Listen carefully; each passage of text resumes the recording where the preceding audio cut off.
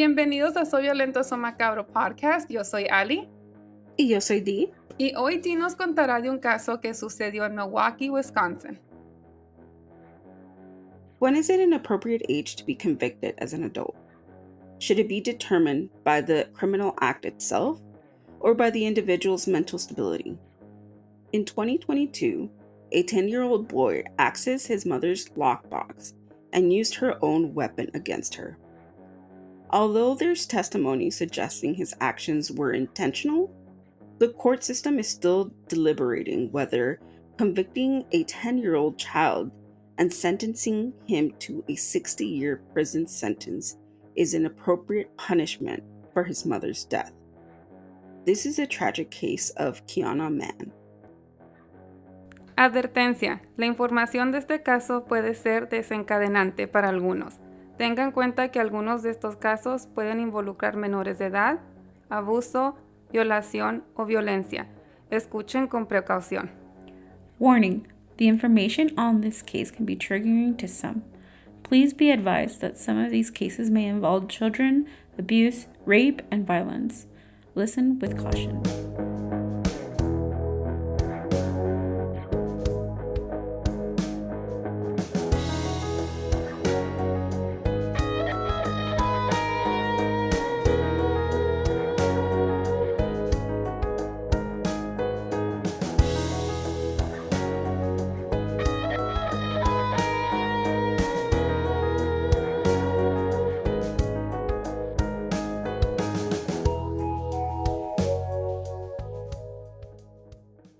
It's hard because she's supposed to be here. I can't believe he did it. He was upset about these devices being taken. He calls daily and we have talks. He's not expressed any remorse to me. Everybody loved her. Did you ever think your grandson, your nephew, would be capable of something like this? But I knew he was capable of something, but not this harsh. On November 21st, 2022, shortly after 7 a.m., Milwaukee police received a disturbing call from a young woman declaring that her 10-year-old brother shot their mother. The police arrived at the 7400th block of North 87th Street. The 10-year-old boy initially told officers that he had gotten the gun from his mother's bedroom. He then went to the basement where his mother was doing laundry and began to twirl the gun, and his finger slipped and accidentally fired the gun. In a different testimony, the kid had told the officers that he thought it was a confetti gun, and it just shot out. However, autopsies reported that Quiana was actually hit in the right eye, eventually puncturing the brain. Wow. Yeah, it's very tragic. Due to the fact that he was an underage child, the police had allowed him to stay with his family. However, relatives called the police office the next day with pretty big concerns. Milwaukee police had no clue that there was something much more sinister behind the boy's story. According to the Milwaukee Journal Sentinella, the boy's aunt arrived to pick him up the day after the murder. After going through the home, she asked him if he knew where the house keys were, and the boy grabbed the keys and said he had hidden the keys from his mother. The aunt discovered that the set of keys actually had the key that opened the lockbox to where she had stored the handgun. The aunt then questioned the boy about the shooting, just started talking to him about it. Le dio curiosidad. She explained that the boy never cried or showed any sort of remorse for, basically killing his mother. She also told the authorities that they also discovered that the boy had also logged into the mother's Amazon account and ordered the ocular virtual reality headset the morning of November 22nd, so the day after the murder. These virtual reality headsets cost around $500 to $700. And that's a pretty big purchase to do. Right. especially after, such tragic thing happened the day prior. And then to not be showing any emotion or remorse, Yeah. and then to just be like, oh, I'm gonna go in and just buy this for myself. It's like, Exactly. It's pretty odd. yeah. The aunt also recalls that he began to become even more aggressive to his 7-year-old cousin, to the point that they had to literally separate both of the kids. And in order to avoid any more conflicts, the aunt decided to take the boy to his grandmother's house in order to talk to his social worker. The aunt also told the detectives that when they arrived to the grandmother's house, he witnessed his grandmother crying, and he said, quote, "I'm really sorry for what happened. I'm sorry for killing my mom." However, the aunt expressed that the boy once again didn't show any empathy or any compassion for what he was saying. He just blurted out without any Like sort of nothing. emotion behind it. Yeah. Well, he said that shortly after just telling his grandmother that he was sorry for killing his mother, he said, quote, "Has my Amazon package arrived yet?" Mind you, he's talking about the virtual reality headset Yeah. that he had ordered that morning. It's like, honey, your mom just died. Exactly. You just shot your mom. And all you're thinking about is this virtual reality headset. It's like, even if it was an accident, like he's reporting in the beginning, it's still like, how are you not feeling anything? How are you not feeling any sort of remorse for what happened to your mom? Like, she literally passed away for an action that you committed. And all you can think about is Your package. nothing that had to be related to your mom. And that's the scarier part, that it's a child. It's a 10-year-old boy, He's a 10-year-old. right? Yeah, he's 10-year-old. So it's even scarier starting at that age and not having any remorse. I know, it's kind of those little details that you start to realize that there has to be something wrong. And it's very alarming to have to witness these red flags, especially right after his mom died. Right. According to the Milwaukee Journal Sentinel, the boy's family told detectives that the boy had received a, quote, concerning mental health diagnosis from a therapist and had history of disturbing behavior. When the boy was actually 4 years old, he swung the family's puppy from the tail as it howled in pain. Quiana had to remove the dog from the home because she feared that the puppy would try to defend himself and attack the boy. According to the boy's family, he had rage issues, and they described him as being a very intelligent child, but he also was very manipulative. Quiana eventually stopped sharing details about her son to her family, which slowly made the family become more uncomfortable with having to be alone with him, and they eventually just stopped wanting to babysit him. Wow. I know. And according to the family, 6 months prior to the murder, the boy actually filled a balloon with flammable liquids and set it on fire at the family's home. So, and eventually this fire exploded and it covered some of the furniture and they were burning, as well as the carpet burned. I know, it's intense. Red flags all over. Yeah.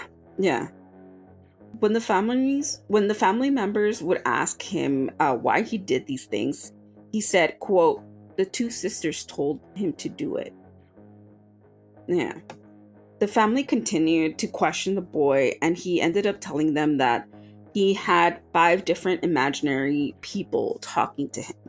Oh, lordy lord. Yeah, he said that there was 2 sisters, an older woman, and 1 man, and a second man who the boy described as, quote, mean. I know. The aunt then tells the detectives that her nephew had been attending therapy for the past year prior to these like moods and these whole disorder. Behavior. Yeah. And part of the treatment was that he needed to eliminate access to any sort of electronic devices. According to his treatment, these electronic devices were where he would watch a lot of violent video games or videos, and it would just cause these raging anger issues within him. And whenever Quiana would remove these electronics, he would just go in fits of rage and eventually just become very aggressive to everybody. After interviewing the family, the Milwaukee police interviewed the boy once more. The boy ended up telling the detectives that he had aimed the gun at his mother with 2 hands on the weapon while in a shooting stance. He then told the officers that he was trying to shoot the wall behind his mom in order to quote unquote scare her. But then she actually moved, and that's when he shot her. Yeah, I know it's weird. Yeah. His story keeps changing and changing and changing. According to detectives, the 10-year-old boy told the authorities a completely different story once he was detained. He told them that on November 20th, he took his mother's set of keys, then hid them the night before the murder. The set of keys had the keys to the lockbox, and he got the gun and placed it in his bed. The next morning, he decided to get the gun, and because he was mad at his mom for waking him up at 6 a.m. instead of 6:30 a.m., and because she didn't allow him to buy the virtual headset from Amazon, that's when he decided to kill her. Another case where someone gets murdered for a dumb reason. Again, yeah. Which you would hope that things like this wouldn't happen, because it's not rational reasons why a person should be in the middle of gunfire, but they are. And this time it's not because the mother didn't lock her weapon. It's just because a son has these mental illness and somehow took a hold of the weapon and decided to kill her for no reason. And this is another, just like how we shared last week. You have a gun, make sure the kids don't have access to the keys. Mm-hmm. Because like this one, he got access to it. He planned it. He did. Mm-hmm. He did. He knew where the gun was. He knew where the key was. Kids know. They find ways. Yeah. And the fact that he knew how to point the gun, he knew how to shoot the gun, he knew how to stand and hold the weapon to aim at Quiana, shows that he had some sort of knowledge on how to use a weapon. And it also shows that he had some sort of knowledge on using it and aiming and properly applying that type of pressure in order to shoot the gun. According to the detective's interview, the boy actually told police officers that he understood that guns can kill people. So again, he had knowledge on weapons and what they can be used for. The boy was actually detained, and due to the severity of his crimes, he was charged as an adult. The boy faced 1 count of first-degree homicide. However, based on Wisconsin's law that dictates that children that are at the age of 10 years old and are doing serious crimes can face up to 60 years in prison if convicted. So that means like almost his whole entire life he would be in jail. However, the court granted him a reverse waiver that would allow him to go through the juvenile system instead of actual prison. Defense attorney Tanner Calander emphasized the gravity of the case by saying, quote, prosecuting the defendant as an adult would result in the longest period of supervised ever done in the history of the state. So in the whole history of the state of Wisconsin, there has never been a child of 10 years to be convicted for 60 years in prison. And if it is, if he is convicted with that sentence, he would be the first person in history of Wisconsin to face up to 60 years in prison at the age of 10 years old. So what this waiver would do would be removing him from a, serious crime and, be sentenced to 60 years and instead go into the juvenile system, the juvenile delinquent system, and go through the process of rehabilitation and getting, therapy, and just go through the motion of trying to help this kid go back into society and live a normal life. In court, the defense revealed that the boy had suffered a concussion after he fell from a swing at recess in school, which altered his behavior the year prior to shooting his mother. During the court testimony, psychologist Karen Gus Bray, who evaluated the 11-year-old boy, because it already had been a year, told the court that the suspect evaluated showed mild anxiety, mild psychotic symptoms, and mild disruptive behavior.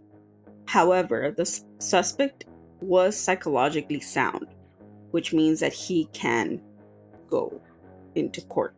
However, another psychologist was brought into the case by the name of Michael Caldwell, who evaluated the boy and testified and hinting that the boy might have been diagnosed with schizophrenia, which, according to his evaluation, that the condition could potentially be resolved over time with therapy.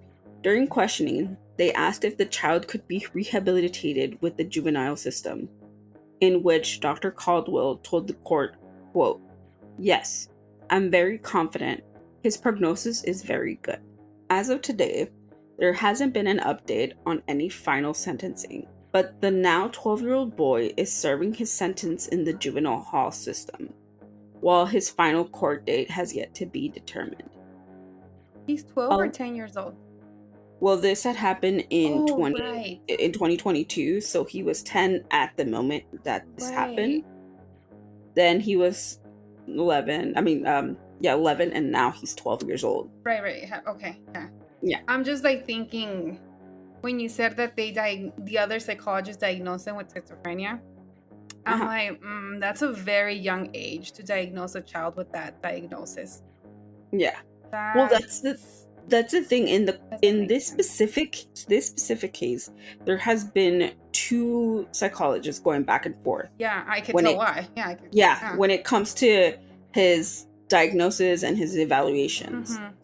And he was also, diagnosed prior to the death of Quiana. Right. So he was going to therapy prior to it, and they did diagnose him with some sort of behavior disorder. It was they don't have a concrete diagnosis, at least from the interviews, but they know that he was going to therapy and he was getting a proper treatment.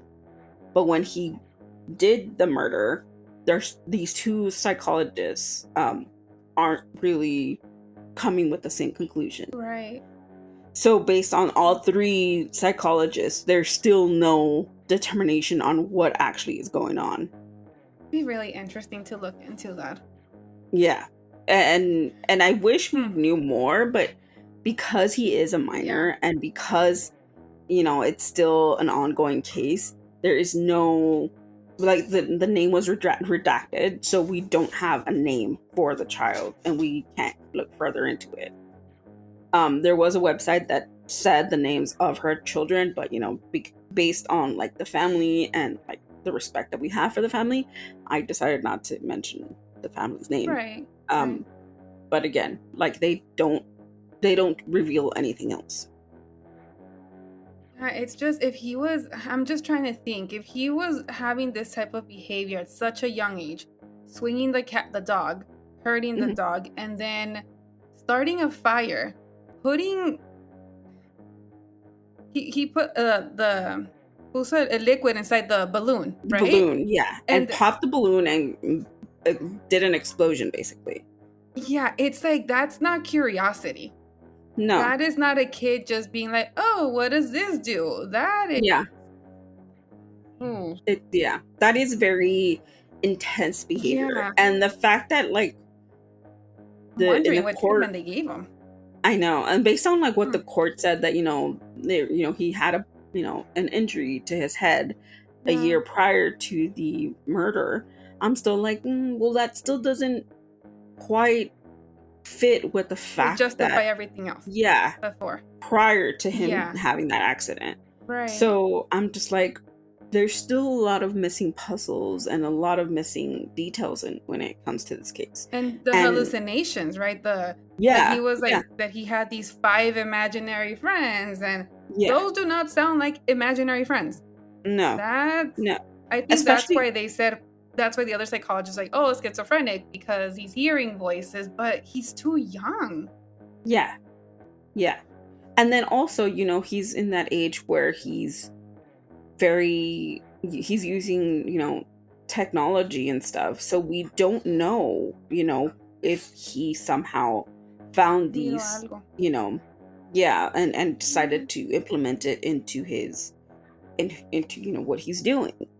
And like I said, I don't have any, like, I don't have a degree in this or anything, but based on, like, other crime cases and other testimonies, based on what, psychologists have said, it's very bizarre to have so many diagnoses for this child and not have something concrete. Which I also feel they're like close enough. It's not like they're like, oh, it's anxiety, and oh, this one's OCD, and they're all OCD and they're like in the same realm, right? This one is like, no, she's saying he's anxious and some disruptive behavior, and this one's like in the whole other spectrum of schizophrenia. Like, 2 very different things. Hi, doggy. It's okay. You can include them. It's like they're very... It's very interesting at the fact. I find it very intriguing because I also would put into that category of observation is the fact that he's manipulative and he has like some sort of like lying. Like, I wouldn't say, because I don't want to, diagnose somebody without having the proper tools or anything, but saying like he might also be a compulsive liar. If he's manipulative and he's a compulsive liar and he goes into these outbursts of behavior and rage, like there has to be much more than just behavioral. There must be more than panic and like anxiety.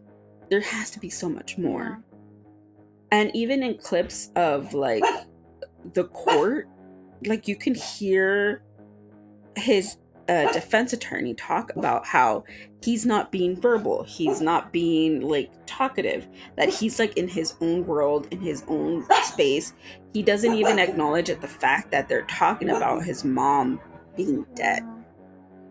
So to me, that kind of correlates with something much more intense than just a behavioral issue or a panic or anxiety. And I mean, I don't know about schizophrenia. I feel like that is too of a on the nose kind of situation. So I don't know. I mean, it's still up in the air. Although Quiana's family keeps in contact with the boy, they believe that being locked up has kept him in a stable mindset. The boy's grandmother said, "It's hard to speak to him. Quote, I hope I do one day, but right now, no. He took something very precious from me. I can't believe he did it. He needs to pay for what he's done." According to Quiana's family, she was doing her best to provide the proper care for her son. She was attentive and she secured her weapon in a locked box. However, her son was determined to use the weapon to get his way. Our hearts go out to Quiana's family and friends and anybody who's been affected by her case. This is the tragic case of Quiana Mann. Things will never be the same. We just wish she was here. It's been a roller coaster. It's been rough. It's been rough. I felt like I lost 2 kids at one time, you know, and it's just that big question, why? She had dedicated her entire career for the mental health field. Yeah. So for her, she saw this as an opportunity to grow and maybe open her own clinic or something in the community. It was recommended by his treatment providers that cell phones, electronic devices be limited because of the violent games that he was playing. So she was literally following his treatment plan when she decided to take his electronic devices, and that is what upset him. We just don't know like what his mental state is and what he's capable of. We have to sleep at night, and he's a roamer. He likes to roam at night. So I don't know. I'd be a little scared. I don't think he understands the brevity of what he did. When he calls, he's just like, make sure like all of my tablets and my laptops and everything that is mine is properly packaged. He needs to pay for what he done. Y este fue el caso esta semana. Again, if you have any sort of, questions, information, or thoughts regarding this case or any of the other 117 cases that we've covered, please let us know. Our social media platforms are open. You can find us on Instagram, on TikTok, on Twitter, and on Threads as @SVSM_podcast. Or you can find us on Facebook at Suma Capital Podcast. You can also stream this video on, this episode via video on our YouTube channel. Just type in Suma Capital Podcast or SVSM_podcast, and we should be the first to pop up. You can also listen to the rest of the 117 episodes on our Spotify, Apple Podcasts, Amazon Music, and wherever you stream podcasts. Just type in Suma Capital Podcast, and our whole catalog should show up. And yeah, I don't know. Am I forgetting anything? No, I think that's it. Yeah, I think that's it. Like, I think that's it. Okay, so that's pretty much it for this week. We don't have anything else to say, I think. I don't know. Again, stay hydrated because it's hot. Yes. Stay hydrated. It's hot. Keep those doggies and kitties and other pets indoors. My face is so shiny. I feel like I know. We're recording at night and it's still hot. So it's please, still hot. Yes. please stay hydrated, stay cool, and enjoy your summer. I'm still waiting for the fall. I'm sorry. I am not a summer person. But enjoy your summer, and we'll talk See you next week. Yeah. Yeah. Ahí nos vemos. Ahí nos vemos. Stay spooky. Adios. No, wait, that's not how you say it. That's not it. No, I have to redo it again. The heat is affecting you. The heat is affecting my brain cells. Anyways, we'll see you guys next week. Ahí nos vemos. Bye. Adios. Stay spooky. Quédate spooky. Bye.